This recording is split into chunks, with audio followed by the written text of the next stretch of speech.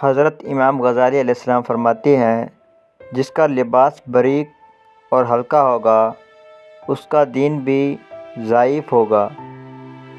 مخلوق سے ایسا معاملہ کرو جو ان سے اپنے حق میں پسند کرتے ہو۔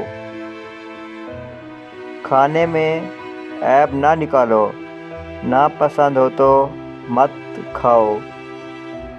علم بغیر عمل کے ایسے ہے جیسے جسم بغیر روح، جب تک علم بھی ہم موجود علم سے متفق نہ ہو۔ تم جسے کرامت کہتے ہو اس کا دوسرا نام خودی ہے۔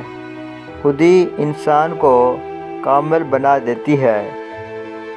قطرہ سمندر میں مل کر فنا ہو جاتا ہے اور میں قطرہ رہبر سمندر بننا چاہتا ہوں۔